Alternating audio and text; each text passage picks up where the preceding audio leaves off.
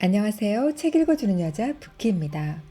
오늘은 김진명 작가의 직지, 아모르 마네트 1권 줄거리 소개해드리도록 하겠습니다. 고려대에서 라틴어 교수를 지내고 정년퇴임한 전영우 교수는 끔찍하게 살해되고 취재를 맡은 기현은 사건에 깊이 끌려든다. 귓볼에서 3cm 아래 목 부분에 4개의 송곳니로 목을 뚫고 피를 빤 자국과 귀를 잘라내고 창으로 몸을 관통한 상처는 미제 사건이 될 게 당연해 보이게 미스테리다. 살인사건 당시 친구들과 일본 여행 중이었다는 정 교수의 부인을 만나자 차량을 좀 확인해 보겠다 말하는 기현. 내비게이션의 최근 목적지에는 청주의 서원대학교가 찍혀 있다. 기현은 거주지인 종로구에서 시내 운전도 잘하지 않았다는 정 교수가 청주까지 장거리 운전을 한 것은 사건의 큰 단서라고 생각한다. 서원대학교의 김정진 교수는 직지 알리기 운동의 일환으로 바티칸의 비밀 수장고에서 발견된 교황의 편지에서 수신자인 코름이 고려이며 왕의 이름 세케가 숙, 즉 고려의 충수광을 라틴어로 표현한 것이라는 유럽 몇몇 학자들의 주장이 사실임을 밝히는 것을 정 교수에게 의뢰했었다 말한다.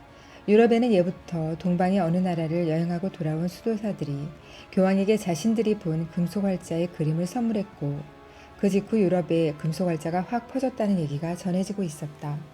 즉, 그 동방의 어느 나라가 고려임을 밝히고자 했던 것이다. 직지는 현존하는 세계 최고의 금속활자본으로 세계 최초의 금속활자를 만든 걸로 알려진 구텐베르크보다 78년 이상 앞선 것으로 밝혀졌지만 그 가치를 인정받지 못하고 있다. 과거 직지가 유럽으로 전해졌을 거라는 기대를 안고 많은 비용을 들여 바티칸까지 가서 그 편지를 찍어와 정 교수에게 해석을 의뢰했지만 정 교수는 그 교황의 편지가 고려에 보낸 게 아니란 결론을 내렸고 그런 정 교수는 배신자나 다름없다며 그의 분노한 직지 연구자들이 많다는 김정진 교수의 얘기를 듣고 기현은 김정진 교수를 비롯한 직지 연구자들 중에 용의자가 있을 수도 있겠다 생각한다. 직지, 정식 명칭, 백운 화상초록 불조직 직지 심체 요절, 백운 화상이 기록한 마음의 근본을 깨닫는 글귀라는 뜻. 교황에게서 온 편지 사본을 가지고 온 기현은 예전 독일에서 2년 동안 유학할 때 알게 된 서울대학교의 안 교수를 찾아가 편지 해석을 부탁한다. 그는 밀라노 신학대학에서 토마스 아퀴나스 연구로 박사학위를 받아 라틴어의 정통한 까닭이다. 도서관에서 이안 펜블턴의 살인의 역사를 읽은 기현은 이번 사건에서의 독특한 무기인 창은 상징 살인이 과거로부터 계승되어 오고 있는 경우가 많다는 사실로 귀를 자르거나 피를 빤 것은 자신들만의 방식으로 시신을 훼손함으로써 징벌의 이유를 나타낸다는 책 속의 이론으로 이 사건이 설명이 돼서 마치 주술처럼 책에 빨려든다. 김정진 교수의 초대로 직지축제에 가게 된 기현은 조선이 위화도 회군 때부터 원명 교책이 잃었던 땅을 되찾으려 백성들이 허리띠 졸라가며 오만 정병을 만들어 내줬건만 두려워 군사를 되돌려 임금을 치고 스스로 왕이 된 국가이며 고려는 고구려의 정신을 잇고 고구려의 고토를 회복하겠다는 기상으로 고려라 이름 지었지만 조선은 나라 이름 2개를 중국에 보내 찍어달라 했던 유약한 나라였다며 고려 최고의 유산인 직지를 잘 살려야 한다고 흥분해서 얘기하는 김 교수를 보며 정 교수를 배신자라 규정하던 그의 용의점이 더욱 굳어진다. 또 구텐베르크의 금속활자는 직지와 주조법이 근본적으로 다르다.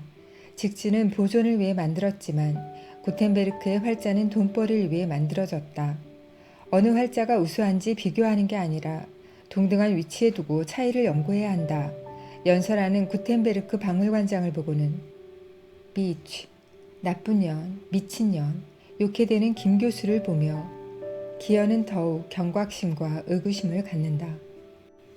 살인의 역사에서 신기할 정도로 현장을 설명하는 저자가 외국인인 만큼 범인이 외국인일 가능성도 있지 않을까 생각이 든 기현은 저자에게 이메일을 보낸다.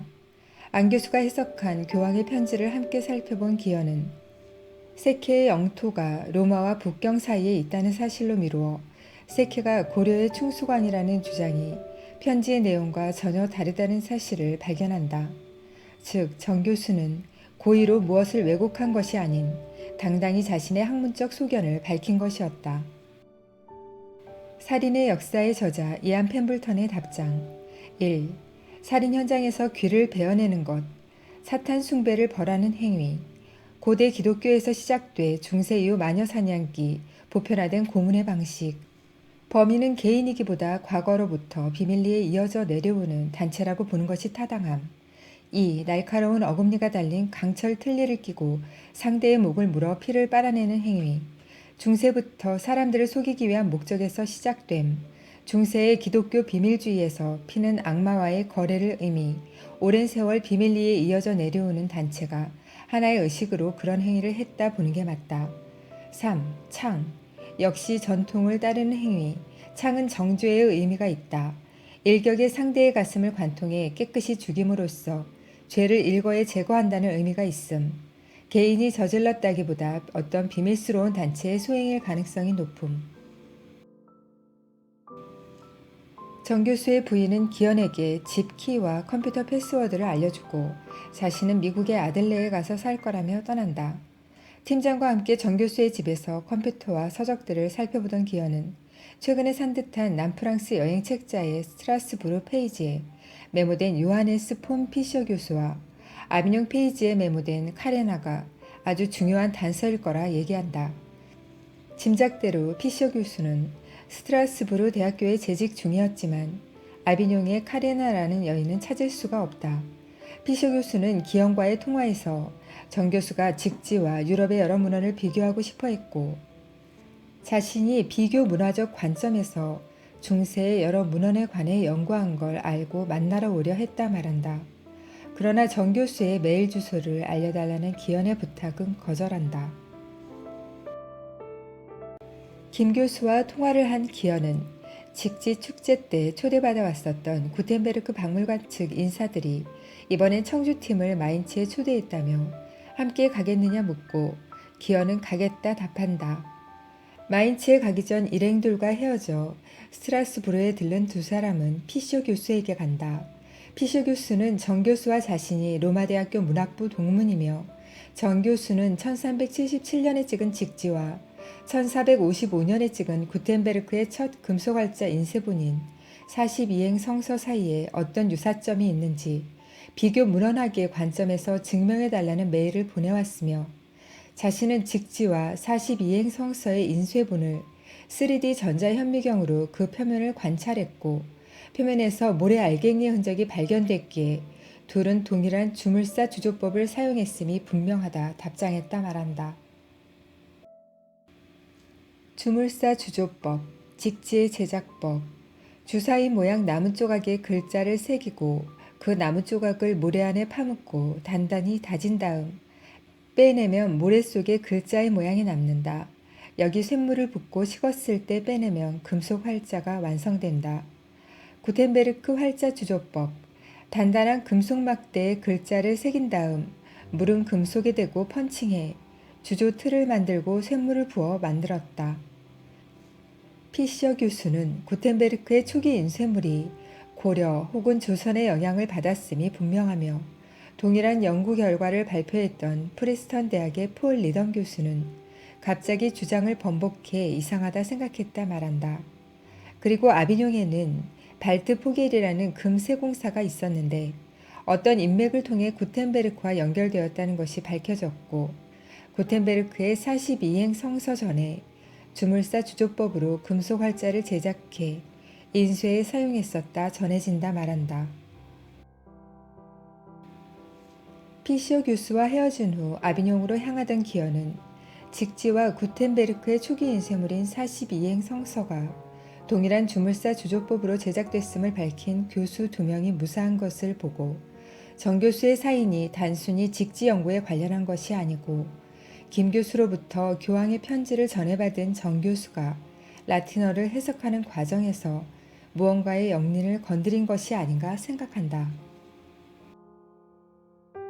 아비뇽의 세낭크 수도원에 방문한 두 사람은 오래전부터 전해져 오던 전설을 듣는데 동방에 포교를 갔었던 수도사들이 돌아오며 코리아의 승려 2분을 모시고 바티칸으로 돌아왔는데 바티칸에서는 이곳 아비뇽의 세낭크 수도원으로 두 분 승려를 보냈고 두 사람은 이곳 수도원의 방에 갇혀 한 사람은 죽임을 당하고 한 사람은 달아났다는 내용이다.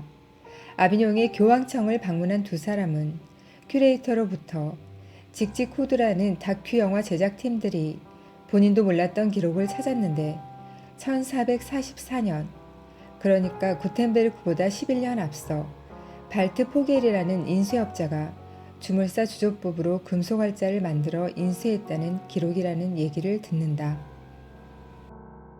마인츠에서 열린 심포지엄은 겉으로는 서로를 존중하는 분위기였지만 실상은 전쟁과도 같았다.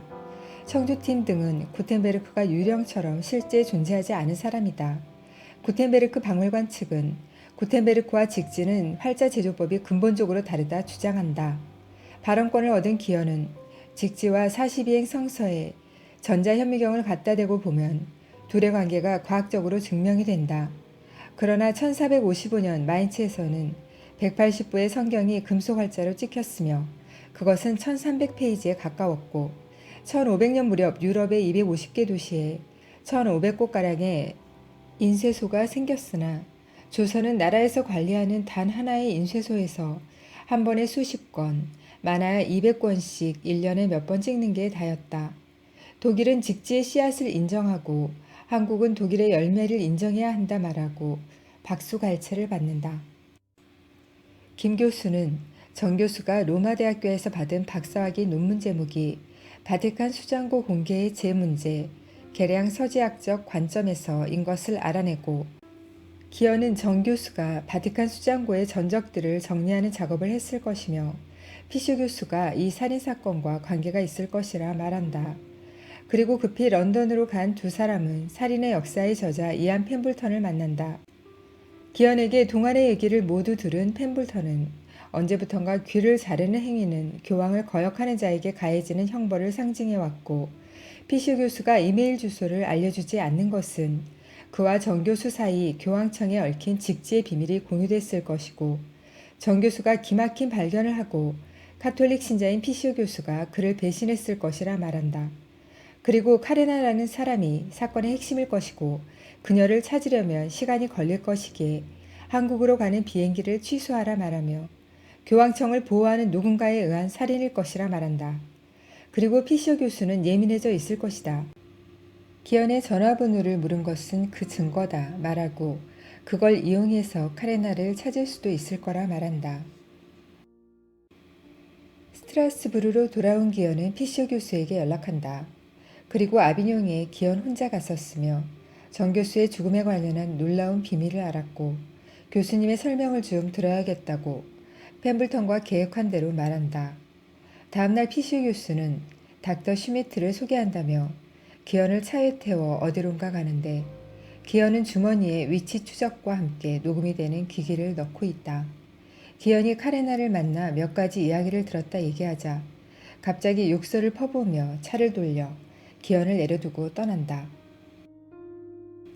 기현과 피쇼 교수의 대화가 녹음된 내용을 들은 펜블턴은 카레나가 얘기했다는 부분에서 갑자기 돌변하는 피쇼 교수의 목소리를 듣고 아비뇽에 가서 무언가를 알아낸 기현을 살인자 닥터 슈미트에게 데려가려 했으나 카레나의 얘기를 들었다고 하자 거짓말임을 알고 기현을 놓아준 거라 추리한다.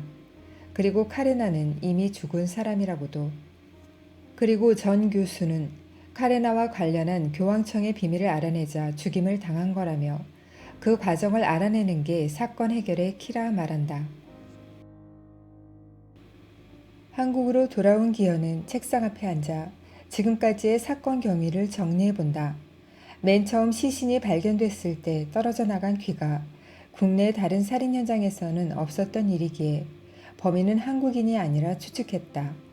누군가 금속으로 만든 송곳니로 목에서 피를 빨아낸 사실도 실제 존재하는 금속재 송곳니의 사진으로 증명이 됐으며 가슴이 창에 찔린 것도 한국에서는 있을 수 없는 이질적인 것이 분명했다. 도서관에서 희한한 범죄 유형을 찾으려다 저자 펜블턴을 알게 되고 메일을 통해 잘려나간 귀가 신의 말씀을 듣지 않는 이단에게 가해지는 종교적 징벌의 상징이었고 가슴을 관통한 창과 목의 흡혈은 중세부터 시작된 전통임을 알게 됐다. 김정진 교수를 비롯 한국 직지 연구자들이 가졌던 용의점은 모두 풀리고 정 교수가 여행 안내서에 메모해둔 피셔 교수는 직지와 구텐베르크의 42행 성서가 같은 방법으로 주소됐음을 밝힘으로써 직지가 구텐베르크에게 전해졌음을 알린 영웅이다. 그러나 그가 전혀 죽음의 위협을 받지 않은 것을 보고 정 교수의 사인이 직지의 유럽 전파 주장에 있지 않다는 것을 알게 된다. 더 이상의 진전이 불가한 때 펜블턴이 나타났고 그는 정 교수가 교황청에서 이어져온 수법으로 살해됐으며 피셔 교수가 그 죽음의 연결선이라 추측했고 과연 그 추리가 맞았다. 피셔 교수가 정 교수의 이메일 주소를 알려주지 않고 정 교수와 같이 로마 대학교에서 서지학 박사학위를 받은 사실은 정 교수의 죽음이 로마 교황청과 관련 있음을 나타내는 것이었고 그가 기어이 카레나의 비밀을 안다고 생각하고 헤아려 한 것은 카레나라는 이름이 정 교수의 죽음의 직접적 원인임을 확인시켜주는 것이었다. 하지만 카레나는 이미 죽은 사람이었고 정 교수의 살인사건은 교황청의 비밀을 밝혀야만 하는 것으로 확장되었다. 기어는 카레나는 누구이며 정 교수가 카레나에 도달한 경로를 알아내야만 한다 생각하고 카레나에 관련된 모든 사건이 아비뇽에서 시작됐다 여기며 아비뇽에 관련한 모든 정보를 찾아간다. 그러다 기어는 세낭크 수도원의 수사가 했던 말에서 힌트를 얻는다. 두 승려 중 하나는 죽임을 당하고 한 사람은 도망친 후 바티칸에서 추기경이 아비뇽에 와 세낭크와 고르드 수녀원을 자주 찾았다는 전설. 고르드 수녀원이라면 카레나는 여성일 수도 있겠다 여긴 기어는 결국 하나의 사실을 추론해내는데 1444년 코리아의 한 여인은 교황청의 선교단을 따라 로마 바티칸에 오고 그 여인의 이름은 코리아에서 온 여인이라는 뜻의 카레나가 되었다. 금속활자 인쇄술을 알고 있던 여인은 아비뇽의 카톨릭 교회와 거래하던 발트포겔에게 그 기술을 전수하고 발트포겔은 그의 지인 구텐베르크에게 전해줘 42행 성서가 만들어졌다. 세낭크 수도원의 두 승려는 카레나를 숨기기 위해 만들어낸 얘기다.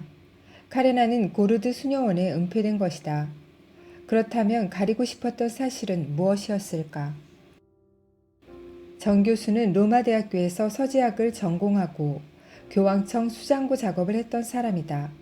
그와 피셔 교수를 연결해준 한 사람이 있을 것이다. 다시 한번 정 교수의 집에 방문한 기어는 안 교수도 집으로 부른다. 밀라노에서 박사과정을 한 안 교수에게 정 교수가 박사과정을 한 로마 대학교, 바티칸 수장고 등 그와 인연이 있으면서 바티칸 수장고에 관한 깊은 정보를 줄 수 있는 사람을 인터넷을 이용해 찾아달라 부탁한다. 3시간여의 작업을 하던 안 교수가 한 사람의 이름을 부른다. 파블리오 인데르노. 바티칸 수장고 관리 신부인 그는 로마 대학교 신학부를 다녔으며 정 교수와도 꽤 가까운 사이다. 청년 시절 둘이 다정히 어깨동무를 하고 찍은 사진을 기어는 자세히 살펴본다.